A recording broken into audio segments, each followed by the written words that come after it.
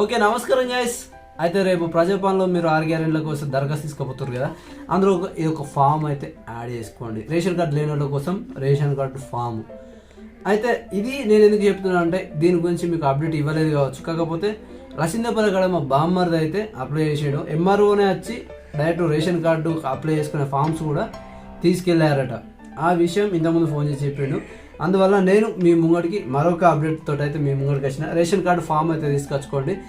కొత్తగా పెళ్ళైనలో ఉంటారు కదా, అదేవిధంగా ఇప్పుడు గత 10 ఏళ్ళ నుంచి రేషన్ కార్డులు లేవు, కాకపోతే మళ్ళీ అప్లికేషన్ పెట్టుకునే ఛాన్స్ అయితే వచ్చింది. మిస్ చేసుకోకండి.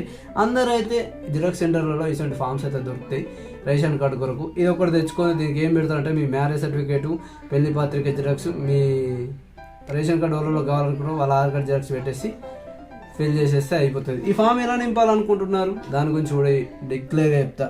తేదీ రేపు డేట్ వేసేయండి. శ్రీయుత గౌరవైన సారంగపూర్ తహసీల్దార్ గారికి రాయున్నది. ఇక్కడ ఫస్ట్ ఆఫ్ ఆల్ పేరు రాసుకోండి. పేరు రాసుకున్న తర్వాత ఇక్కడ మీ మండల్ ఏదైతే ఆ మండల్ది ఇక్కడ రాయండి. తర్వాత గ్రామం, మీ ఏ గ్రామం అయితే ఆ గ్రామం పెట్టుకోండి.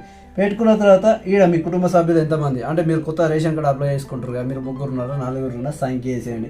సంఖ్య వేసుకున్న తర్వాత ఈడ ఫస్ట్ నెంబర్ వేసి మీ పేరు రాయండి. తర్వాత మీ భార్య పేరు, తర్వాత మీ పిల్లల పేర్లు ఈడ 2 రాయండి.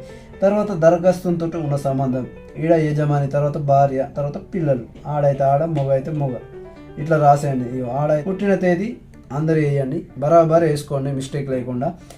ఆధార్ నెంబర్ నింపేటప్పుడు మాత్రం జాగ్రత్తగా నింపుకోండి, ఎందుకంటే గింజ తప్పు అయినా ఫామ్ మల్లోడు కొనుకొచ్చి నింపాల్సి ఉంటుంది. జాగ్రత్తగా నింపుకోండి ఆధార్ కార్డ్ నెంబర్ వేసి కూడా. అదేవిధంగా ఇంకొకటి, ఇట్లు మీ విధేయత కూడా మీ సంతకం పెట్టండి, మీ పేరు రాయండి. ఓకే, తర్వాత పేరు, మీ పేరు రాయండి, మీ తండ్రి పేరు రాయండి, పుట్టిన తేదీ రాయండి, ఆధార్ నెంబర్ రాయండి, సెల్ నెంబర్ రాయండి, కలర్స్. దీనికి ఫిల్ చేయాల్సిన డాక్యుమెంట్స్ అర్థమైనాయిగా. మీ ఎవరెవరు ఆధార్ కార్డ్స్ ఉన్నాయో ఆధార్ కార్డ్స్ అన్ని పెట్టండి. మ్యారేజ్ సర్టిఫికేట్ ఒకటి పెట్టేసేయండి. దాని తర్వాత మీ పెళ్లి పత్రిక ఉంటే పెళ్లి పత్రిక పెట్టండి. పెట్టేసి పంచి కొట్టేసి రేపు ఈ 6 గ్యారెంటీల ఫామ్స్ ఇస్తారుగా, ఇచ్చేసిన తర్వాత అక్కడ మీ ఎంఆర్ఓ సార్ ఉంటారట, వాళ్ళకి ఇచ్చేసి సరిపోతుందట. ఇది అందరు తెలుసుకోవాల్సిన విషయం.